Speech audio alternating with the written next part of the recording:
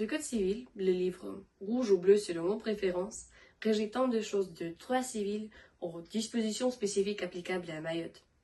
Aujourd'hui, on va découvrir son histoire.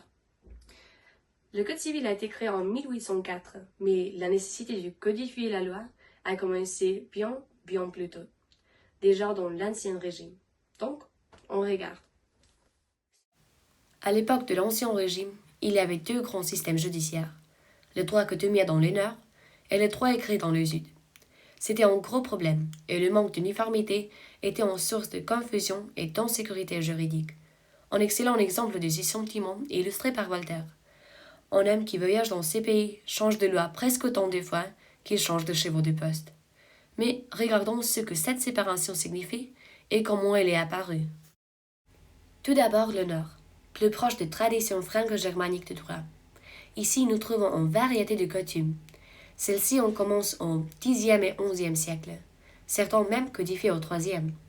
La plus célèbre de ces coutumes apparaît en 1510, la coutume de Paris. Le Sud est plus proche des lieux où la redécouverte de droit roman sous la forme de Codex Justinianus avait lieu au XIe et XIIe siècle, dans des endroits comme Bologne. Le droit roman commence à être accepté très largement, même s'il ne devenait jamais la loi impériale officielle. Mais avec près de 300 coutumes estimées en 1790, la nécessité de codifier est évidente. Comme mentionné, l'Ancien Régime n'a pas réussi à créer un code civil, mais peut-être que la Révolution française a fait avancer le processus. Pendant cette période, l'idée de codification renaît et faillit même de devenir réalité. Camassar présente 3 projets qui n'aboutissent pas, et d'autres de Jacqueminot et Target échouent également. Ainsi, la Révolution française ne nous donne pas un code civil. Enfin, Napoléon Bonaparte arrive au pouvoir et nomme une commission pour rédiger le code civil. Il confie donc ses projets à 4 juristes, 2 issus de la tradition de droit coutumier, Bigot de Prémano et Tronchet, et 2 de la tradition de droit écrit, Bertali et Malévi. Ensemble, ils élaborent le code en se basant sur diverses coutumes, en s'appuyant fortement sur les Codex Justinianus, la codification de droit roman créée par l'empereur Justinien au XVIe siècle, et la coutume du Paris. Quand il fut finalement prêt, il fut envoyé comme projet préliminaire au corps législatif, mais il fut rejeté. Cependant, refusant de laisser cette idée échouer une nouvelle fois, Napoléon, utilisant différentes tactiques, soumit le corps législatif à sa volonté et obtenit la majorité nécessaire. C'est ainsi que la première édition du Code civil vit le jour le 21 mars de 1804, écrit dans une langue vernaculaire afin de garantir qu'il n'y ait plus de confusion sur la loi et que chaque citoyen puisse connaître ses droits. Passons maintenant au grand principe du Code civil. Donc le Code civil avait quelques principes et se distingue d'abord par son universalité et sa clarté. Rédigé à langue simple, il rend le droit accessible à tous et unifie les lois sous l'autorité de l'État. Le Code civil affirme aussi l'égalité devant la loi, qui s'applique de la même façon à tous les citoyens, sans distinction d'origine ou de religion. La propriété privée est érigée en garantie fondamentale. En revanche, l'organisation familiale reste hiérarchisée, plaçant le père au sommet. Mais le Code civil consacre la laïcité du droit civil. Donc, le Code civil a même été critiqué pour être un texte bourgeois et conservateur. Par exemple, un historien s'appelle Jean Tollard reconnaît cet aspect, mais il souligne aussi que le Code civil apporte 2 progrès importants, la fin de la féodalité et la séparation du droit et de la religion. Également, François Forest voit dans le Code un compromis entre les idées de 1689 et les traditions plus anciennes. Ces lectures, ces critiques opposées montrent que le Code civil ne peut pas être jugé qu'avec nuance, en tenant compte du contexte.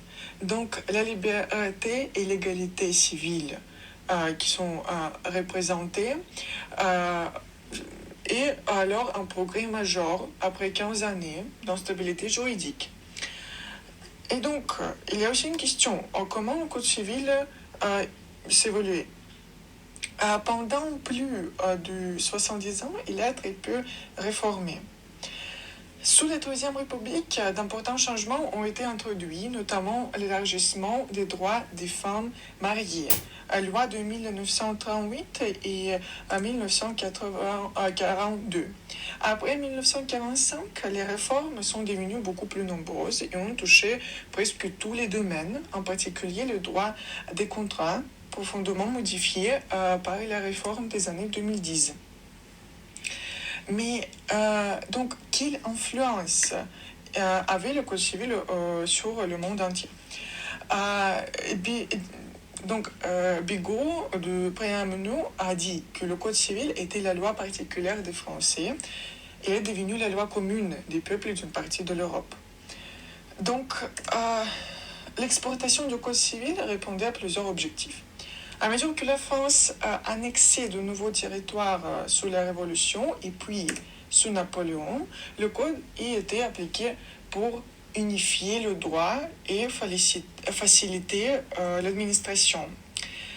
La diffusion du Code civil avait aussi une dimension politique, car elle renforçait le prestige de l'Empire et le rayonnement de la langue et du droit français. Et c'est aussi un premier code moderne en Europe. Et donc, il est devenu modèle pour de nombreux États influencés par ces idées révolutionnaires. Enfin, Napoléon aussi a vu dans son exportation une œuvre de modernisation. Même après la chute de l'Empire en 1815, le Code civil conserve aussi une influence durable. Plusieurs États choisissent de le maintenir ou de s'inspirer en raison de sa clarté, de sa structure rationnelle et de la modernité de ses principes. Au XIXe siècle, par exemple, le Code civil inspire directement de nouvelles codifications nationales en Europe, par exemple en Roumanie, au Portugal, en Espagne, mais aussi dans certaines régions d'Allemagne et d'Italie avant l'unification. Donc, sa diffusion est facilitée par de nombreuses traductions, par exemple en allemand et en italien, et par les commentaires doctrinaux. Plus qu'une simple exploitation juridique, le Code civil est devenu aussi une référence intellectuelle grâce à sa logique, sa simplicité, sa accessibilité, à une époque où l'Europe cherche à rationaliser ses systèmes juridiques. Ainsi, la diffusion du Code civil en Europe résulte à la fois de la domination politique de la France au début du XIXe siècle et de l'attrait durable d'un texte considéré comme l'un des fondements du droit civil moderne. Donc, quant à la diffusion dans le reste du monde, le Code civil se diffuse aussi hors d'Europe et se diffuse notamment en Amérique, par exemple Québec, au Code civil de Louisiane, Bolivie par exemple, et aussi en Afrique. Et en conclusion, j'aimerais dire que le Code civil a fortement influencé l'Europe grâce à ses lois claires, simples et fondées sur l'égalité. Encore, sa modernité et sa puissance française ont facilité sa diffusion et il est vite devenu un modèle pour de nombreux pays. En conclusion, on a vu que le Code civil a permis d'unifier toutes les lois en France en garantissant l'égalité pour tous. C'est un texte fondamental qui a servi de modèle à beaucoup d'autres pays et qui reste la base de notre justice aujourd'hui.